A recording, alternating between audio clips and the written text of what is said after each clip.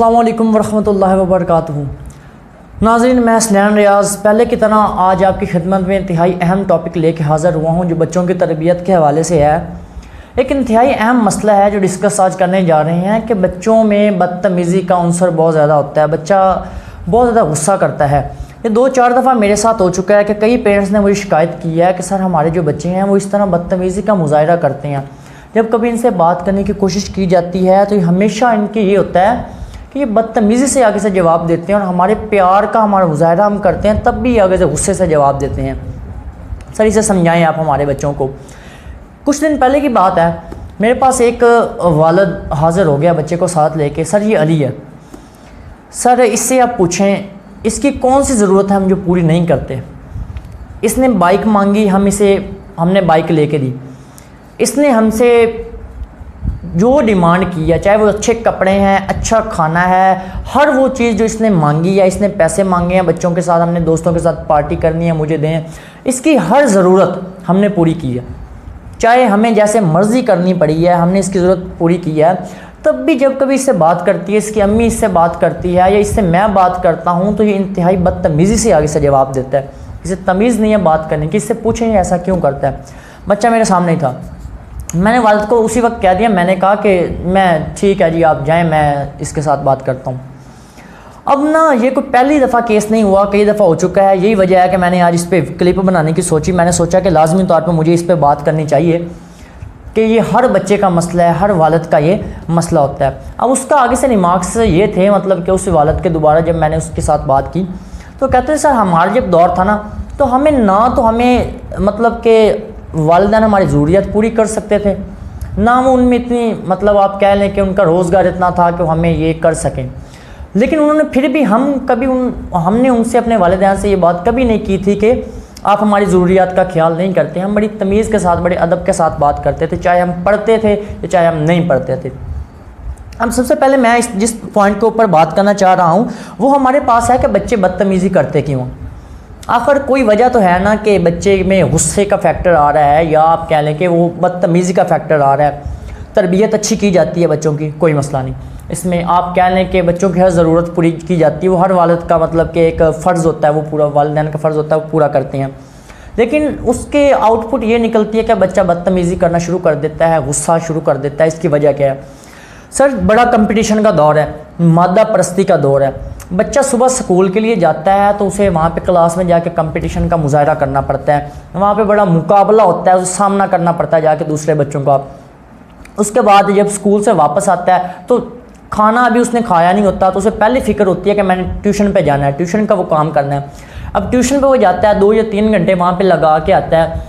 Tuition के बाद वापस वो जब घर आता है तो उसे इतना ज़्यादा होमवर्क मिल चुका होता है, वो कॉलेज प्लस आपके पास ट्यूशन का, कि उसके लिए करना बहुत ज़्यादा मुश्किल हो जाता है। अब हर वक्त वो ज़हनी गड़बड़ का, ज़हनी तौर पे वो स्ट्रेस और दबाव का शिकार होता है बच्चा। आपने अक्सर देखा होगा अगर आप अपने बच्चों को खाना देते हैं ना, दोपहर को आए या शाम को आए हुए, बच्चे आगे से कहते हैं अम्मी ले जाए, मैंने नहीं खाना, और बड़ी बदतमीज़ी के साथ बोलते हैं। आप अगर उन्हें कोई भी बात करते हैं आप बड़ी बदतमीज़ी से जवाब देते हैं। तो इसके पीछे आप ना वजह समझने की कोशिश करें कि बच्चा ऐसा क्यों कर रहा है। जैसा मैंने आपको बताया कि बच्चा मेंटली तौर पे डिस्टर्ब होगा, लाजमी बात है, क्योंकि अगर मेंटली तौर पे बच्चा डिस्टर्ब नहीं होगा तो उसे ज़ाहिर बात है वो ऐसी बात करेगा ही नहीं। तो मेंटली तौर पे आपका बच्चा डिस्टर्ब है, सबसे पहली जो बड़ी वजह होती है। दूसरी बात ये, आप उसकी आदत का थोड़ा गौर करें, वो उसकी सिटिंग देखें कि वो किस किस्म के बच्चों के अंदर बैठ रहा है।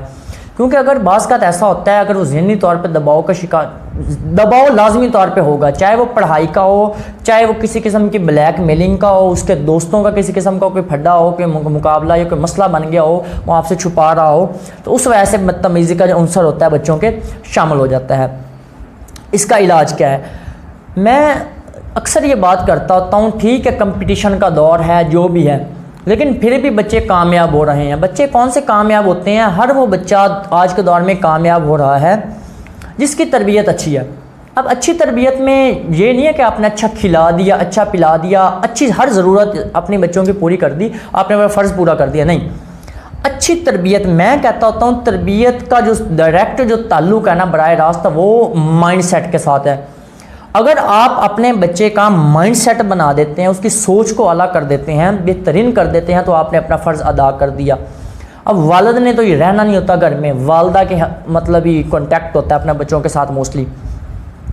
तो वालदा को चाहिए कि जब, अच्छा यहाँ पे एक बात ज़हन में रखिएगा, जब आपका बच्चा बदतमीज़ी करता है, मैंने अक्सर पेरेंट्स को देखा है को आगे से या तो उसे दो मतलब के मुंह के ऊपर चमाट लगा देते हैं, थप्पड़ लगा देते हैं, या फिर क्या होता है उसे गालियों के साथ ये वैसे शुरू हो जाते हैं। मतलब बच्चा एक तो पहले मतलब मेंटली तौर पे डिस्टर्ब है, उसने अगर आगे से बदतमीज़ी किया तो आप भी बदतमीज़ी शुरू कर देते हैं। मतलब कहना का ये है, जब कभी मैं मतलब इतना अरसा हो गया पढ़ाते हुए, मेरे सामने अक्सर तो नहीं, बाज़ का ऐसा होता है कि कोई बच्चा बोल पड़ता है, जब मतलब कि मैं इंसल्ट करता हूँ या बाज़ का मैं सख्ती करता हूँ, तो मैं उसे मौके पे कभी भी जवाब नहीं देता।